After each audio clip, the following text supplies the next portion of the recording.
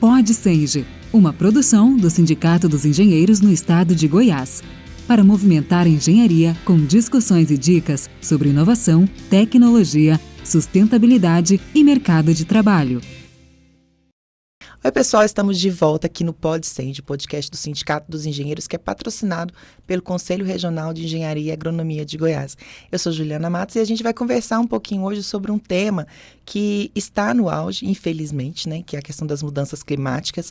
A gente está vivenciando aí uma questão das queimadas. Há pouco tempo a gente vivenciou a questão das enchentes no Rio Grande do Sul e em alguns países, e a gente sabe que isso interfere diretamente na economia, nas nossas vidas, na qualidade de vida e também na alimentação, né? Então, assim, uma coisa que o Brasil sempre se vangloriou, sempre, né, teve títulos e tudo, que era a questão realmente da segurança alimentar.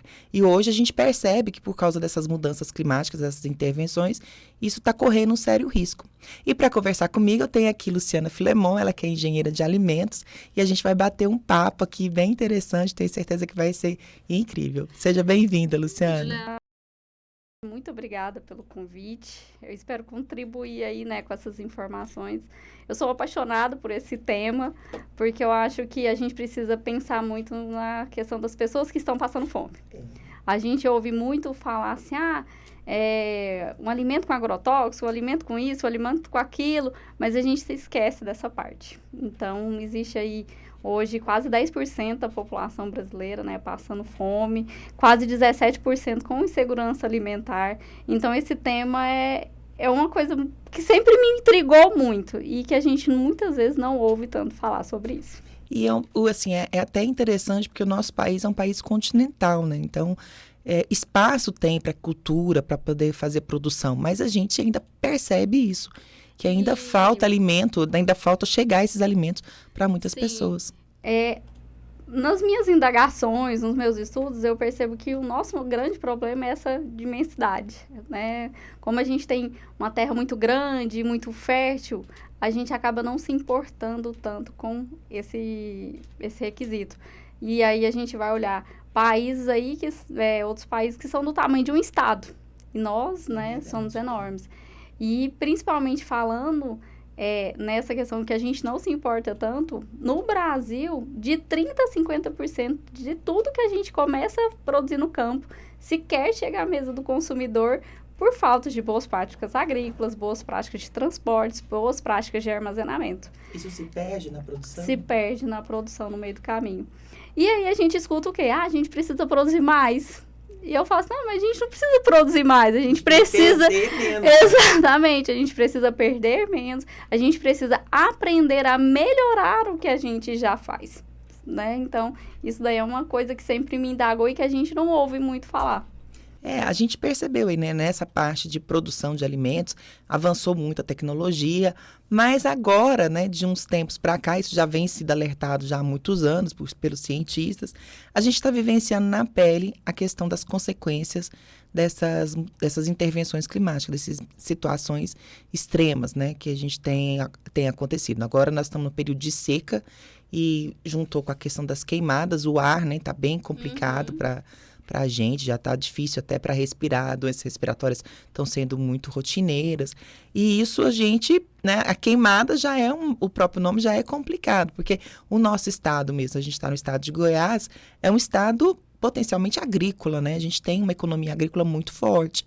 E como é que fica, assim, a gente sabe também que tem um percentual que é exportado, tudo, mas como é que fica essa garantia? Até porque, assim, a gente já tem as pessoas, né, que já estão em segurança alimentar, tem as pessoas que realmente não têm acesso à alimentação e tem ali um público que acha que está tudo bem. Mas hoje, com essas intempéries aí, com essas interferências, esse público vai começar também a ser atacado, prejudicado. Essas mudanças acabam refletindo, né, em poder aumentar essa quantidade de pessoas que estão passando fome ou com insegurança alimentar. Por quê? Porque essa queimada acaba aumentando o preço dos produtos. Então, se queima, por exemplo, hoje eu tava vendo que a questão da cana, tem se queimado muitos canaviais, então aí você começa a pensar, o álcool começa a ficar mais caro, todos os produtos derivados, né, da cana, como o açúcar, começam a ficar mais caros, e isso acaba refletindo no consumidor final, Não tem jeito. Então, quando você começa, você vai lá no supermercado, aí você vira e fala, nossa, isso está muito caro, aí você já começa a não comprar.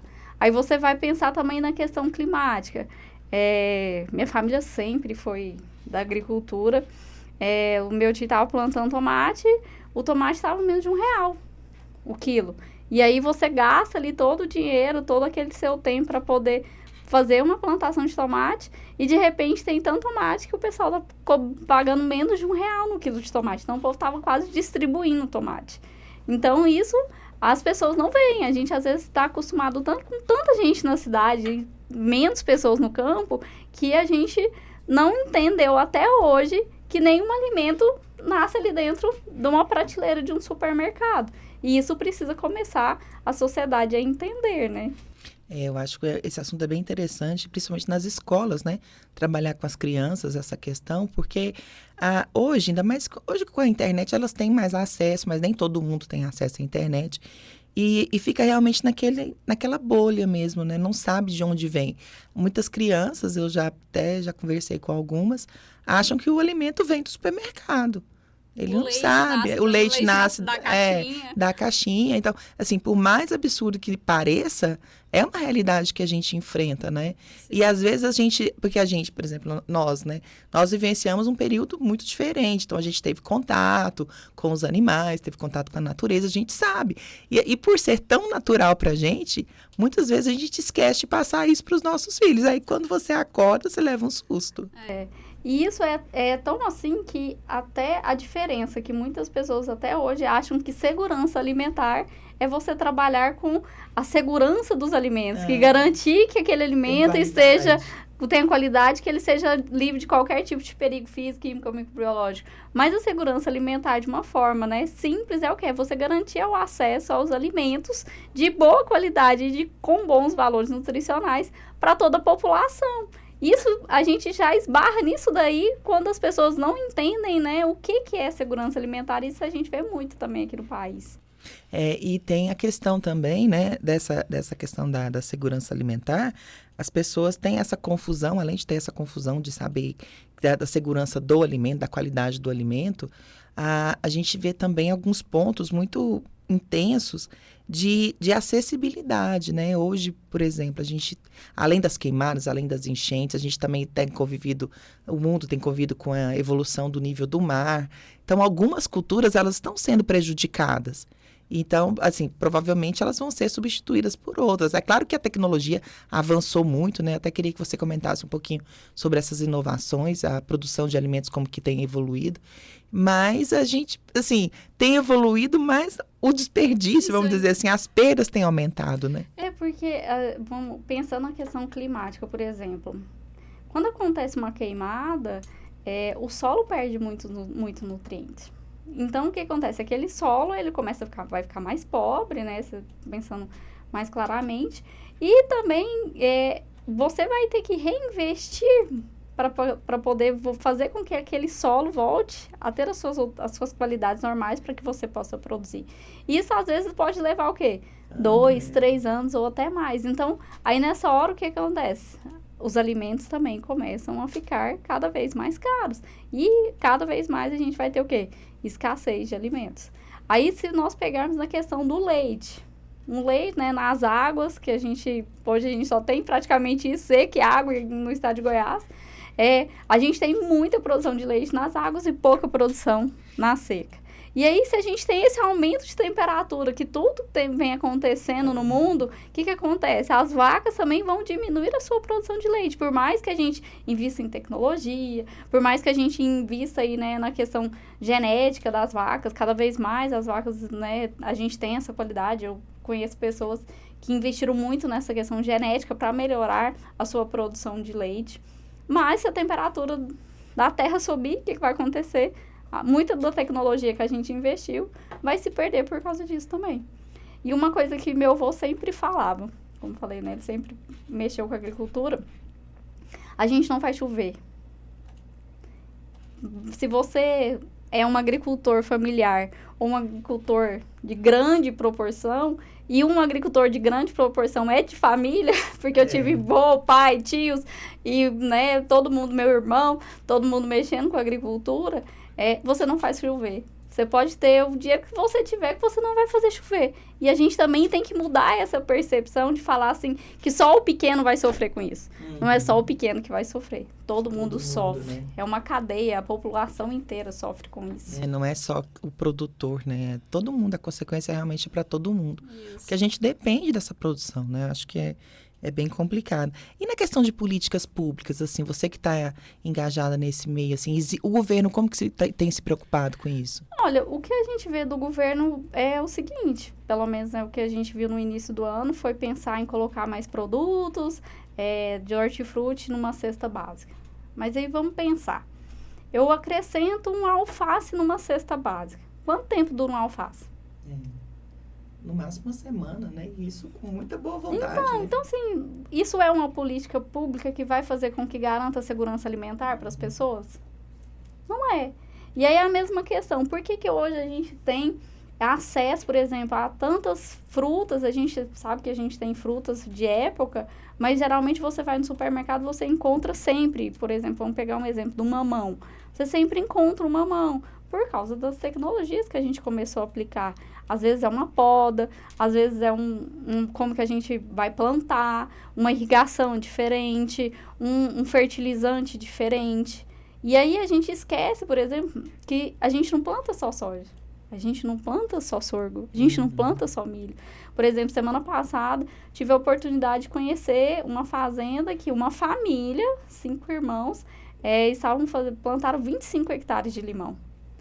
E eles começaram, assim, há quase 3 anos. Eles começaram totalmente legal, indo lá, comprando as mudas registradas, aprovadas pela Agrodefesa, porque a gente também, às vezes, não sabe que uma planta precisa estar sadia para não passar nenhuma doença para o solo, nenhuma doença para outras plantações ou para a gente mesmo.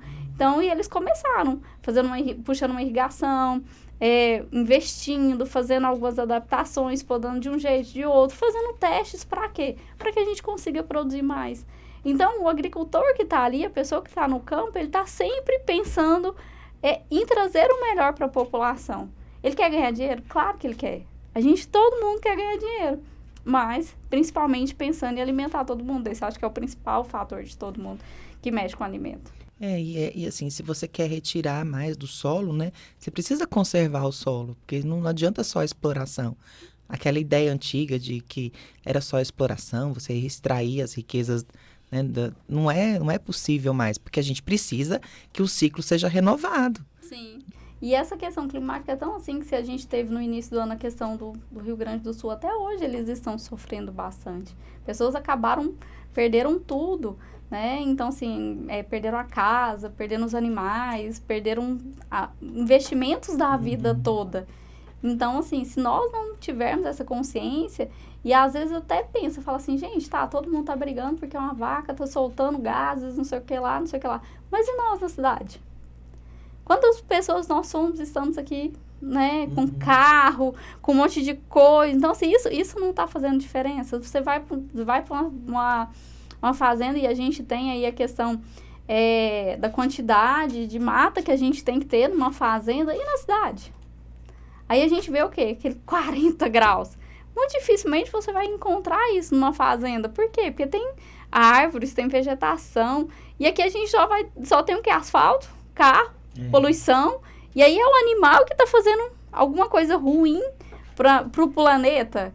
Então, a gente precisa começar a rever as nossas atitudes perante as mudanças climáticas, perante a questão da segurança alimentar, porque se a gente está falando assim, olha, tem 10% da população passa fome, e de 30% a 40%, de 30% a 50% se perde no processo do campo até a mesa, algo está errado. Então, a gente precisa começar a rever essas coisas. Eu acho também que... E aí mostra, né, o potencial que a engenharia tem para atuar em tudo, né? Porque desde a infraestrutura até a entrega do alimento para a população, tudo é engenharia. Tudo. Está presente em todos os segmentos ali. E aí, vou pegar um exemplo claro de um produto que eu trabalho. Uva passas. A gente pega uma uva passas, seca ela, né, por um tempo... E a gente, sem usar nenhum tipo de conservante, somente adaptando o processo, a gente vem aí acompanhando hoje as nossas uva passas tem uma vida útil, uma vida de prateleira de 2 anos, sem fazer nada. A gente está ajudando a segurança alimentar? Estamos. Por quê? Porque se eu não tivesse feito isso com a uva, há 1 ano atrás, provavelmente em menos de 1 mês ela já teria perdido. Então, a gente conseguiu fazer com que ela tenha o quê? 2 anos de validade. Então, a gente também abomina muito a indústria de alimentos, mas a gente não vê o que a indústria de alimentos faz pela gente. E sem ela, acho que vai ficar muito difícil da gente conseguir acabar com a insegurança alimentar. Acho que porque também falta um pouquinho de orientação, né? Um pouquinho de informação. E a gente sempre vê esse embate, principalmente da produção industrial, dos conservantes, dos corantes, né? Esses antes aí que sempre estão na mídia aí falando que fazem mal para o organismo. Eu acho que precisa mais, né? Ter uma informação. A gente vê, às vezes, pessoas que não entendem no assunto, né? Pessoas leigas, a gente fala que querem flopar e hoje, né? Ganhar o like. Mas, por exemplo, até mesmo a questão dos conservantes, a maioria dos conservantes, para você utilizar hoje, eles precisam ser aprovados pela Anvisa. Além de serem aprovados pela Anvisa, a gente tem a quantidade que a gente pode utilizar. E essa quantidade que a gente pode utilizar em cada alimento, em cada categoria de alimento, é abaixo do que realmente poderia ser utilizado. Por quê? Pensando já na questão da saúde. E aí eu falo que assim, mas essa fiscalização ocorre? Olha, eu trabalho em muitas empresas em que a gente é muito cobrado. Acontece para todo mundo?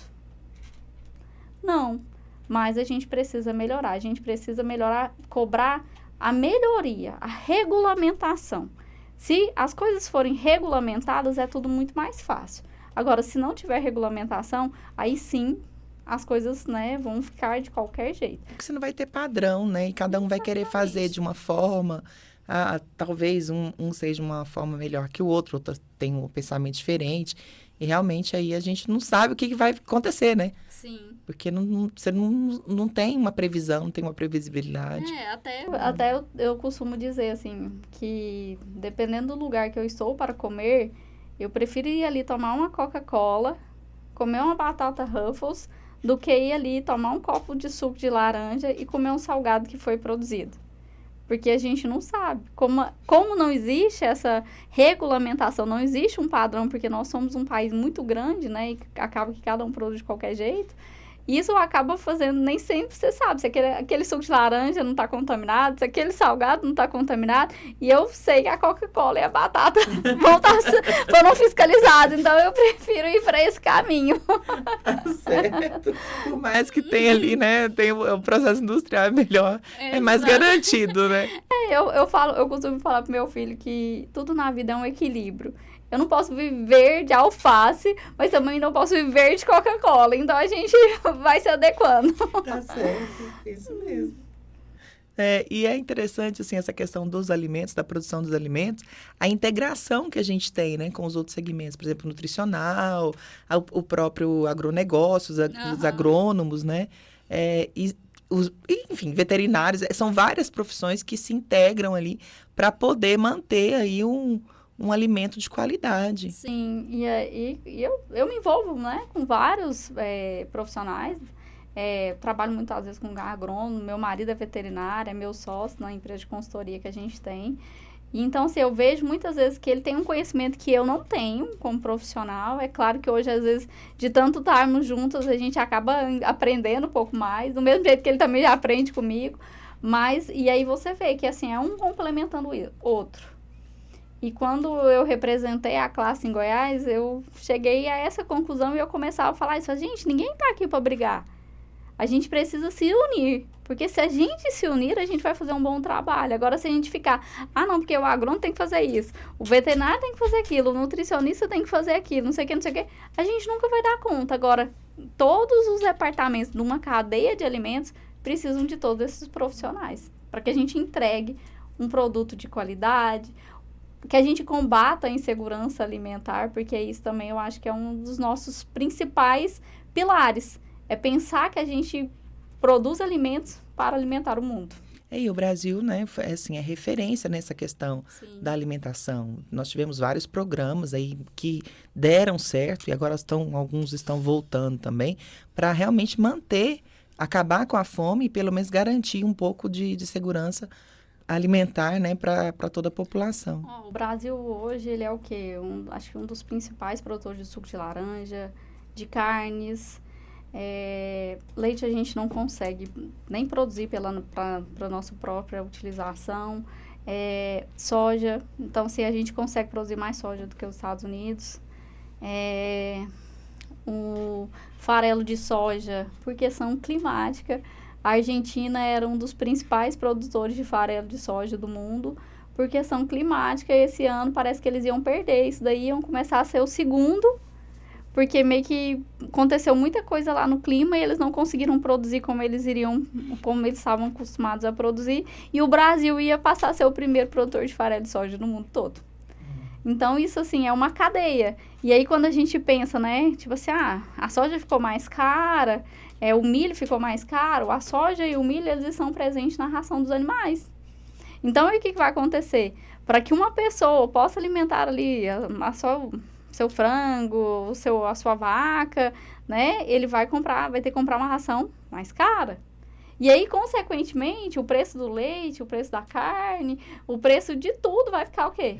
Mais caro. Até a ração do nosso cachorro, às vezes, dependendo, vai ficar mais caro por questões climáticas. Tudo impacta, né? O impacto é geral em toda a cadeia. E aí, quanto mais caro as coisas forem, o que acontece? Mais insegurança alimentar a gente vai ter. Por quê? Menos acesso as pessoas terão aos alimentos. Porque a gente também... vamos pensar quantas pessoas, qual a porcentagem da população hoje que ganha, né, um valor muito maior do que um salário mínimo. São poucas as pessoas. Então, esse acesso, né, também a gente precisa controlar, e aí a produção de alimentos vem para quê? Porque se eu produzo, por exemplo, 10 litros de leite, ele vai me custar um certo valor. Mas se eu produzo 100 litros de leite, eu consigo o quê? Diminuir. Escala, Exato, né? eu consigo também diminuir o valor daquele produto.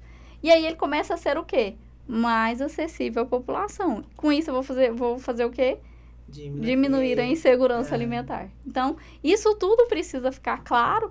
E muitas vezes a gente não vê ninguém falando sobre isso. A gente só massacra a indústria de alimentos, massacra o agro e assim vai.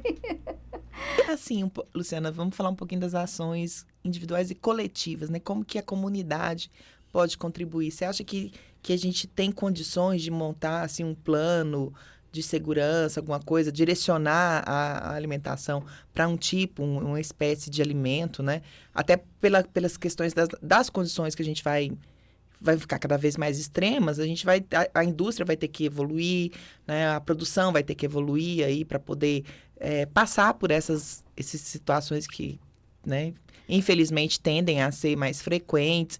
Você acha que a gente consegue fazer? Eu acho que sim, porque, né, fome, né, quando mexe com fome, a gente come o que tem pela frente, né? Mas, assim, a indústria está preparada para isso? Olha, eu vejo que a indústria está preparada. A gente vê, você me perguntou da questão das tecnologias, principalmente na plantação, a gente vê que isso tem acontecido bastante. Então, assim, você vê investimento muito em questões de maquinário, investimento de controles de rastreabilidade. A gente vê, por exemplo, também em questão de descobrirmos novos fertilizantes, cada vez, né, que agridam menos o meio ambiente, além também de agredir menos as plantas, com a questão do aumento, né? Então, isso a gente percebe. Na questão do transporte, aí eu já vejo que a gente tem uma certa dificuldade, bem grande, né? De controlar essas boas práticas de transporte no Brasil. Na parte de produção, ninguém quer perder. Isso aí é óbvio. Então, assim, se você produz ovo, com a casca do ovo, a indústria quer fazer alguma coisa. Isso, ou, por exemplo, eu gosto de falar muito assim, quando você tem um frango, vai comer um frango na sua casa, você come o pé? Você não come, mas pode ser que tenha alguém que come. Tem muita gente que come pé, né? Tem alguém que come ali o pescoço? Não é todo mundo, mas tem tem. Tem alguém que às vezes faz alguma coisa com a cabeça da galinha? Isso eu nunca vi. Tem gente Tem que gente que faz, come minha avó também. faz, minha avó fazia. Então faz um caldo, sei lá, inventa alguma Não, coisa, né? o pé, o pescoço, O pé, isso eu já hoje, vi. Se não me engano, a China é um dos maiores consumidores de pé de galinha E e do... são iguarias, né? São consideradas iguarias. aqui no Alguns Brasil. chefes até utilizam para fazer grandes pratos. E assim, eu dou esse exemplo pra pensar assim, ó, que nada vai se perder. Ninguém vai jogar nada fora. E aí, quando você, por exemplo, as pessoas não vão comer o pescoço, não vão comer um pedaço ali na pele, o que a gente começa a fazer? A gente começa a criar um Gente, novo mas- produto. Eu Aí não a tenho gente- coragem de comer uma cabeça de galinha. Mas as coisas precisam, dentro de uma industrialização, você consegue criar um novo produto que ele seja o quê? Que ele esteja dentro da segurança dos alimentos. E mais agradável também para você ver, Exatamente. né? Sei lá, Então, não assim, tem você tanto- vai, por exemplo, as carnes mecanicamente separadas, que são as que são mais próximas do osso. Então, você não vai jogar aquilo fora. O que você vai fazer? Você vai pegar vai produzir uma linguiça, você vai fazer um nuggets, alguma coisa desse tipo. E isso a legislação permite. Agora, a gente precisa colocar alguns certos tipos de conservantes ali para quê? Para garantir que aquela carne não esteja o quê? Microbiologicamente contaminada para a gente poder consumir. Então, isso a indústria consegue, né, fazer. Mas, como sociedade, eu vejo que se nós começarmos a fazer o básico, o que é o básico? Pegar o papelzinho de balinha e não jogar na rua. Não pegar, por exemplo, e jogar um monte móveis na rua. Porque aí a gente começa a ver as enchentes acontecem por quê? Porque o esgoto não dá conta de levar a água que está na cidade. Uhum. E aí a gente começa a pensar assim, mas é o governo que não cuida. Mas aí eu tinha uma rua aqui em Goiânia que eu passava, que era debaixo de um viaduto, e aí tinha meio que um terreno baldio assim, e lá todo dia que você passava, o povo chegava lá e jogava móveis estragados. Aí a prefeitura ia lá, recolhia. Aí você passava no outro dia, tava De sem novo. nada. Aí no outro dia que você passava, já tava mais do que no outro dia. E aí é o governo que tem que fazer isso? Ou é a população que tem que ter consciência do que ela tá fazendo?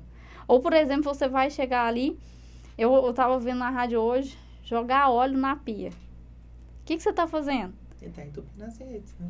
Então, assim, sabe? Se a gente não começar a ter essa consciência e entender que nós precisamos fazer a nossa parte, não adianta nada do que a gente vai fazer no campo, na tecnologia, na indústria. A gente vamos mudar o transporte, vamos mudar o armazenamento.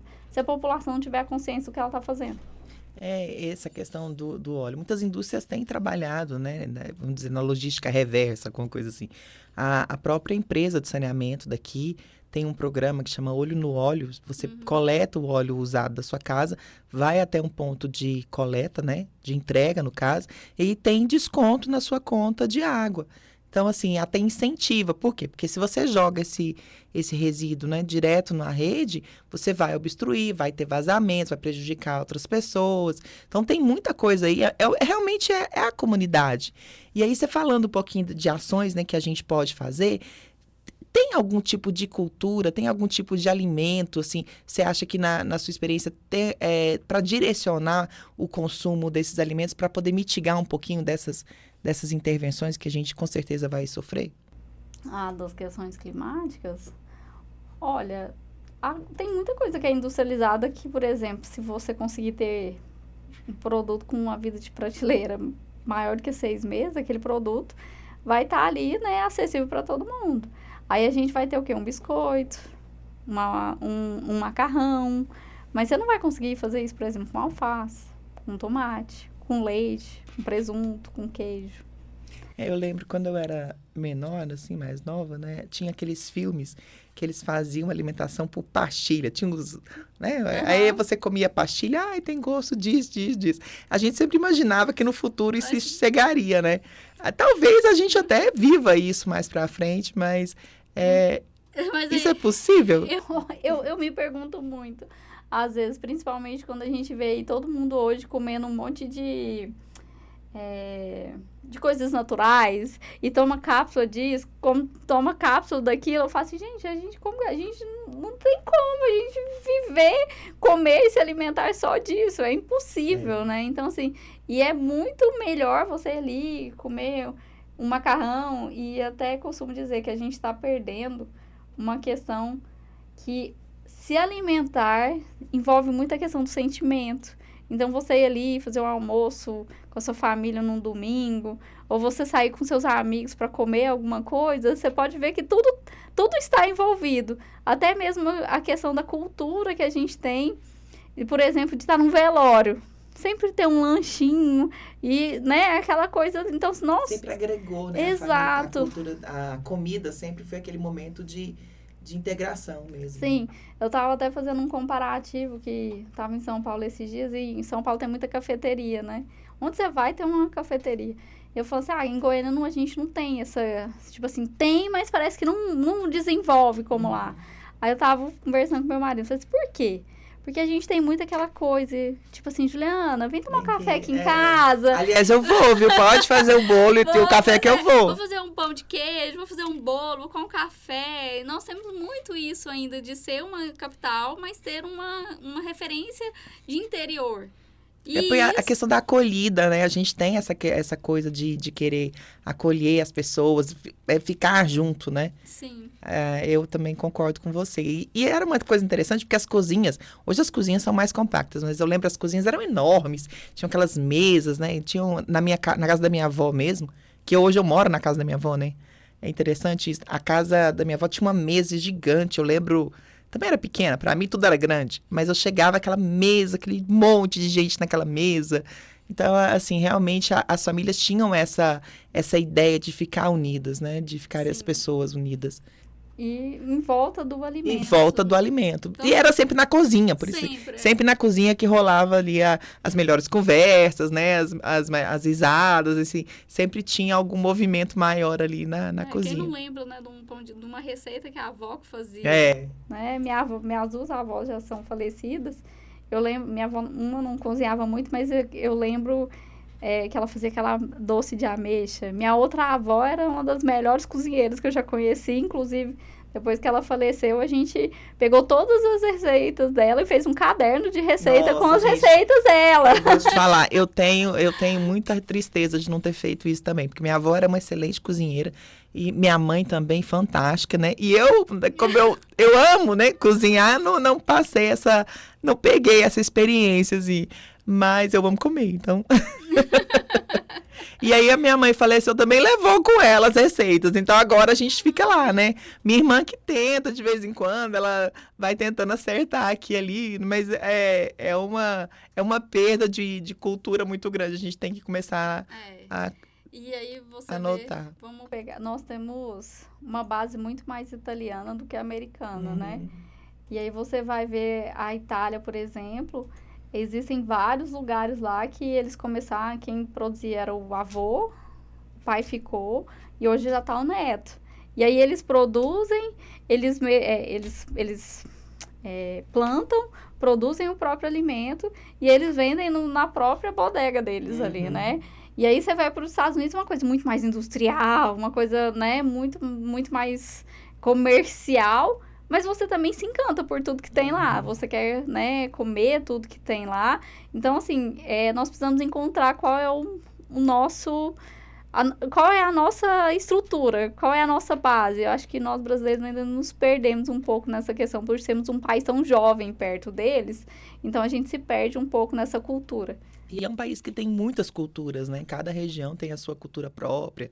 Então, você vai para o norte, é um tipo, vai para o nordeste, é outro tipo, né? Em Goiás, que a gente vive, é outra situação. Então, aqui, cada... Quem é goiano do pé rachado não gosta de um piqui, Ju? Aí, minha filha, é só me chamar. Meu nome é pronto. Não, tá? Eu amo um piqui, gente. Eu não gosto do pé de frango, isso aí você não precisa me chamar. Não, pé de frango também não. Mas o piqui, o piqui. Não, eu gosto de comer arroz com piqui, mas, tipo assim, o piqui mesmo ali, assim, não é uma coisa que me apetece muito, não. Nossa, eu amo piqui. É engraçado que na época de piqui, né, Por mim, pode colocar piqui em tudo. Tudo vai piqui, assim. E piqui realmente um fruto interessante. Porque ou você ama, ou você odeia, né? E é uma coisa, é bem claro, né? Ele só dá numa época do ano. Uhum. E aí, por exemplo, se você gosta, quer comer o ano todo, o que você tem que fazer com ele? Ele tem que congelar para poder preservar. Não, a indústria de alimentos vem para isso, para poder fazer com que a gente tenha acesso aos alimentos o ano todo. E isso é interessante mesmo, porque assim, antigamente a gente não tinha, né, piqui. Piqui era só naquela temporada. Vamos pegar o piqui, que é o alimento que é mais, vamos dizer assim, mais exótico que a gente tem aqui. Mais do cerrado. Mais do cerrado. E aí ele só tinha e é nessa época agora, né, de setembro. Que tem, agora, que tem piqui, aí tá vendo? Eu tô antenada no piqui. E aí a gente tinha aquelas coletas, a gente cortava para tirar, né, a polpa lá, o caroço, congelava, porque era só isso que podia fazer mesmo para poder garantir ali um período. E hoje a gente já vê, né, a gente já vê alguns temperos no supermercado, a gente vê a conserva de piqui.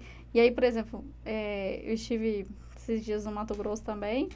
Estão fazendo uma fábrica enorme de piqui lá. Ah, meu Deus. Olha isso. Assim, não sei nem quantos metros a gente passou na porta. Será que vai fazer o quê?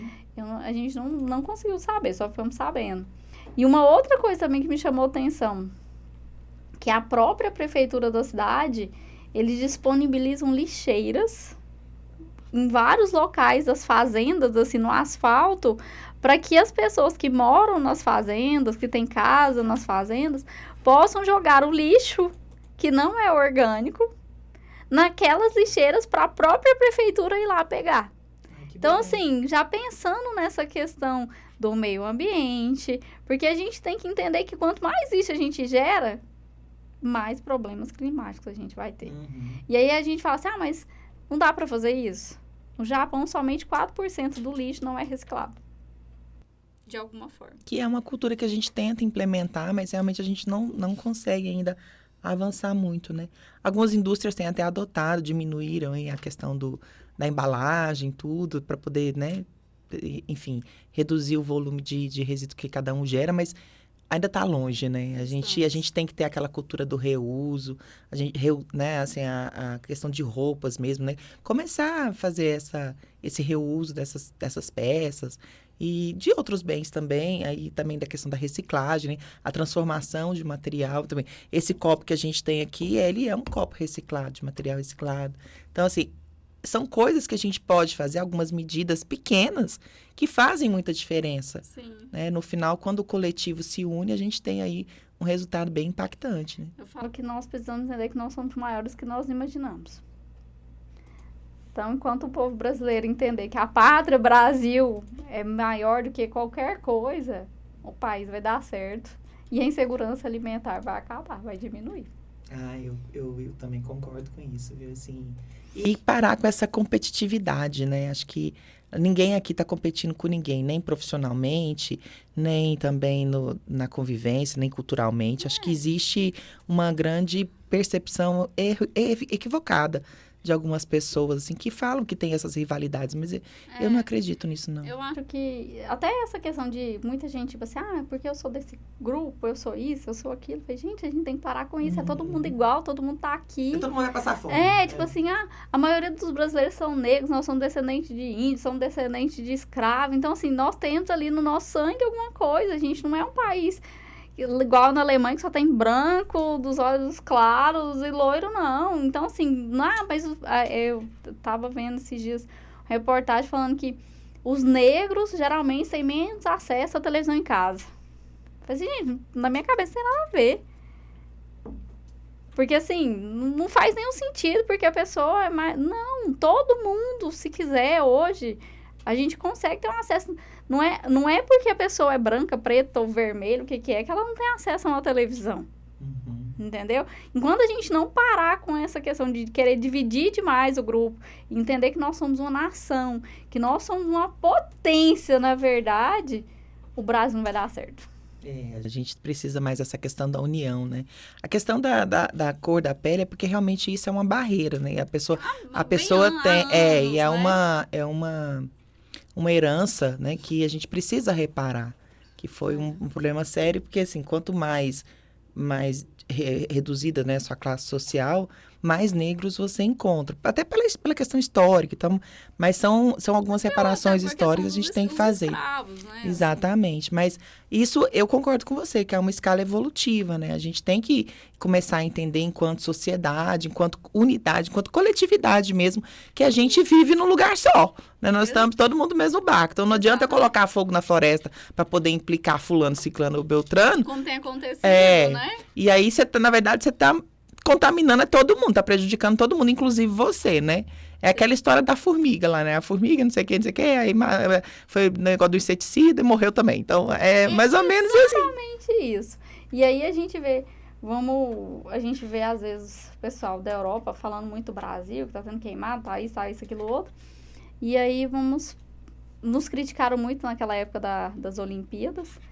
E aí você veria, né, agora nas Olimpíadas, os atletas ali no Rio Sena, com o rio tudo contaminado. E aí você via eles nadando ali no rio, você falava, eu falei pro meu marido, se eu fosse atleta, não entrava nesse rio. Mas eu nem sei que doença que eu vou pegar. E aí eles vêm aqui nos criticar, mas eles esquecem, por exemplo, que eles mesmos acabaram com praticamente toda a mata deles. Eles praticamente não têm nada. Aí eles inventaram, querem falar do carro elétrico. Aí você vai lá, vai verificar, eles nem têm eletricidade solar. Eles têm mais a eletricidade por carvão do que elétrica. E então, às vezes também é nuclear, né? Que também é muito comum. Então, assim, aí você vê que eles pregam algo, mas eles fazem coisas totalmente contrárias. Então, na hora que eu acho que o Brasil precisa descobrir qual é a sua cultura, o que a gente quer como população, pra gente avançar e conseguir aí fazer, né, várias melhorias. Precisa começar a entender o nosso valor, né? Ter a valorização mesmo. Porque eu já ouvi uma frase muito interessante, que a gente tem síndrome de vira-lata. E aí, tudo bem, né? Nós podemos até ser vira-lata, porque é uma população miscigenada. E isso é orgulho para todo mundo, né? Porque o vira-lata não é mais resistente, então a gente também é. Mas isso é complicado. A gente precisa se valorizar mais. Porque aqui tem bons profissionais, tem excelentes profissionais, a população é acolhedora, nosso país é lindo, né? Ele só precisa ser mais valorizado e mais cuidado, até por nós mesmos, né? Sim, aí a gente pegando a questão produtiva hoje, Goiás é um dos estados que mais produz tomate. E quem não quer chegar ali, às vezes, no supermercado, comprar um bolinho de tomate ali, fazer um macarrão, fazer um bolinho de tomate, jogar numa carne. Então, assim, se a gente fala mal, isso vai acabar. Então, a gente precisa valorizar o que a gente tem hoje aqui no Brasil, na questão de produção de alimentos. Eu concordo.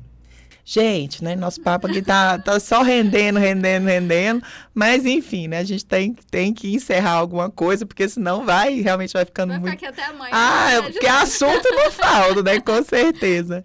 Mas eu quero te agradecer, Luciana, pela sua participação, por ter vindo aqui compartilhar um pouquinho do seu conhecimento. Já fica o convite para a próxima, que você está sempre bem-vinda, e agradecer de verdade. Agradecer o bate-papo, a troca de conhecimento, nós estamos à disposição para qualquer coisa. O Senji sempre foi um parceiro muito grande meu em tudo que eu já realizei na minha vida.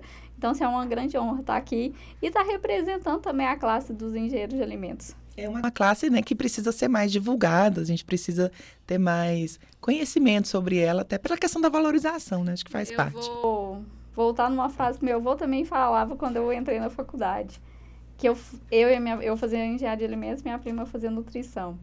Minhas netas fazem a profissão do futuro. Elas estão fazendo a profissão do futuro, porque ninguém deixa de comer. É verdade. E a gente vai ter que alimentar aí, até 2050, 9 bilhões de pessoas. Então, a gente tem um desafio muito grande aí para reduzir as percas de alimentos e fazer com que todo mundo tenha acesso, né, a todos os alimentos que a gente produz. É um desafio grande, viu? E vamos juntos, né? Vamos juntos que a gente vai conseguindo, vai rompendo barreiras.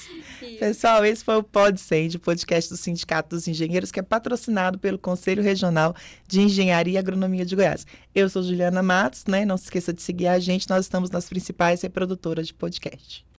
Olá, eu sou Lamartine Moreira, presidente do Conselho Regional de Engenharia e Agronomia do Estado de Goiás, o CREA Goiás.